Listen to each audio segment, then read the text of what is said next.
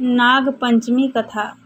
एक नगर में एक सेठ जी रहते थे। उनके 7 बेटे और 7 बहुएं थीं। इन 7 बहुओं में से 6 बहुओं के तो पीहर थे, लेकिन 7वीं बहू के पीहर नहीं था। जब वे गर्भवती हुई तो उसे घेवर खाने की इच्छा हो रही थी। उसके पीहर नहीं था तो उसने एक घेवर चुराकर पानी भरने गई। तब ले गई, वहां जाकर पेड़ के नीचे घेवर रख दिया और सोचा कि पानी भरकर आराम से घेवर खा लूंगी। जब वह पानी भरकर घेवर लेने गई तो वहां घेवर नहीं मिला। उस पेड़ के पास एक बांबी थी, उसमें एक नागिन रहती थी। वह नागिन भी उस समय गर्भवती थी। घेवर को देखकर नागिन की इच्छा उसे खाने की हुई और उसने घेवर खा लिया। उस नागिनी ने सोचा कि यदि साहूकार की बहू मुझे गाली देगी तो मैं उसे डस लूंगी, और यदि कुछ नहीं कहेगी तो इस बिना पीहर की को पीहर दिखा दूंगी। साहूकार के बेटे की बहू ने कहा कि शायद कोई मेरी जैसी ही होगी जिसने यह घेवर खा लिया। ऐसा सुनकर नागिन बहुत खुश हुई और उसने अपने बेटों से कहा कि तुम इंसान का रूप बनकर जाओ और साहूकार के बेटे की बहू को लेकर आओ। नागिन के बच्चे इंसान का रूप बनाकर साहूकार के घर चले गए। वहां जाकर उन्होंने कहा कि हम हमारी बहन को लेने के लिए आए हैं। तब सास ने कहा कि पहले तो कभी नहीं आए, इतने दिन कहाँ थे। तब उन्होंने कहा कि जब हमारी बहन का जन्म हुआ तब हम नानी के घर थे और शादी हुई तब हम परदेश कमाने के लिए गए हुए थे। उन लड़कों ने बहुत सारे कपड़े, गहने और मिठाइयाँ बहन के सास और जेठानियों के लिए ले गए थे। सास अत्यंत प्रसन्न थी और जेठानियाँ उसे देखकर जल कुढ़ रही थी। सास ने बहू को उनके साथ में भेज दिया। बांबी के पास जाकर उन्होंने कहा, बहन हम नाग है। उस दिन जब तुमने पेड़ के नीचे घेवर रखा था तब तुम्हारा घेवर हमारी माँ ने ही खाया था। उन्होंने तुम्हें अपनी बेटी माना है, इस नाते से तुम हमारी बहन हुई। बहन अब तुम हमारी पूंछ पकड़ लो और डरना मत। उनके कहने पर वह पूंछ पकड़कर बांबी में चली गई। वहां पर उन्होंने उसे बहुत लाड प्यार और सुख से रखा। वहीं पर उसने एक लड़के को जन्म दिया। जब उसका लड़का थोड़ा बड़ा हुआ तब की बात है, पड़ोसन ने साहूकार के बेटे की बहू को सिखा दिया, अगर तू तेरी माँ की इतनी ही लाडली है तो तू तेरी माँ से कहना कि आज तो नागों को दूध मैं ही पिलाऊंगी।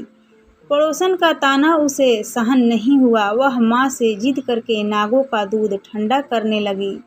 अभी तक दूध ठंडा नहीं हुआ था, उससे पहले कि उसके बेटे ने घंटी बजा दी। घंटी की आवाज़ सुनकर छोटे बड़े सारे नाग दूध पीने के लिए दौड़ पड़े। जब उन्होंने दूध में मुंह लगाया तो बहुतों का मुंह जल गया। तब नाग क्रोधित होकर बोलने लगे कि हम बहन को काटेंगे। उसकी माँ ने उन्हें समझाते हुए कहा कि इसे मत काटो, यह तुम्हें आशीष देगी। तब साहूकार के बेटे की बहू ने कहा, जियो मारहा नाग नागिनी, जियो मारहा खंडया अंडया वीर।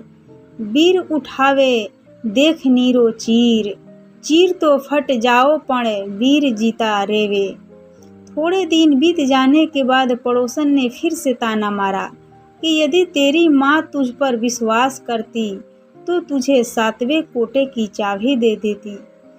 उसने माँ से जिद करके चाबी ले ली और जब ताला खोला तो अंदर झूले में बाबा नाग झूल रहे थे। उसने बाबा नाग से कहा, सत सिया राम बाबा। उन्होंने कहा कि तूने सत सिया राम कर लिया, वरना मैं तुझे डस लेता। तब उसने कहा कि आप तो मेरे पिता हो, मुझे कैसे डस सकते हो। और बोली, जियो नाग नागिनी, जियो बासुकी नाग, जिन मेरो लाड लडाया 9 करोड़ को हार। नाग देवता ने उसको 9 करोड़ का हार दे दिया। माँ ने अपने बेटों से कहा, बाई तो अब बड़े घरों में हाथ डालने लगी है, उसे घर पहुंचा दो। नागों ने साहूकार के बेटे की बहू को बहुत से गहने कपड़े दिए और ससुराल पहुंचा दिया। थोड़े दिनों की बात है, उसका बच्चा झाड़ू तोड़ रहा था।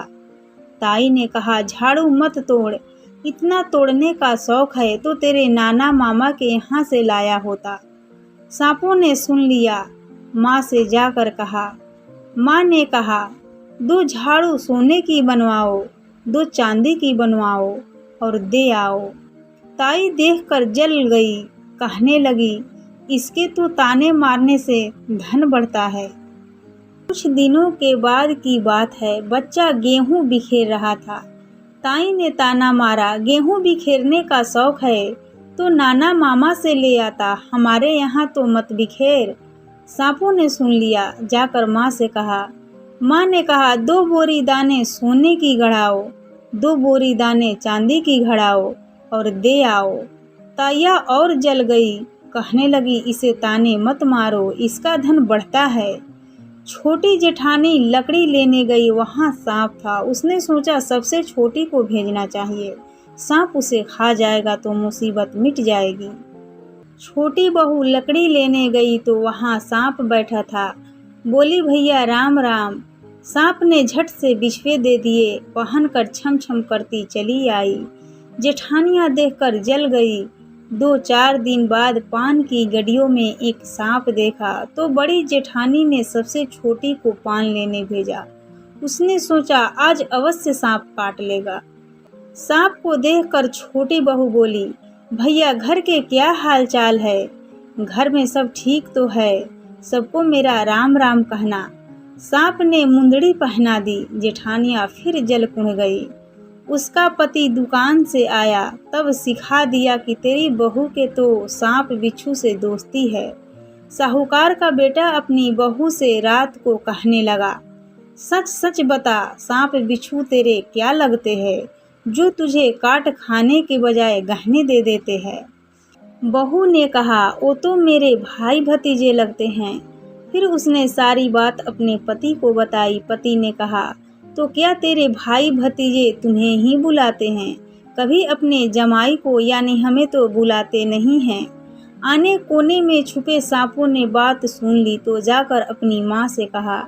माँ ने कहा, दोनों को बुला लाओ। वे इंसान का रूप बनाकर दोनों को व बच्चे को बुला लाए। खूब कपड़े गहने देकर तीनों को विदा किया। ऐसा समर्थ पीहर नाग पंचमी की कहानी कहने वाले को, नाग पंचमी की कहानी सुनने वाले सबको मिले। जैसी अनपिहरी वो पहले रही थी, किसी को भी ना रखे।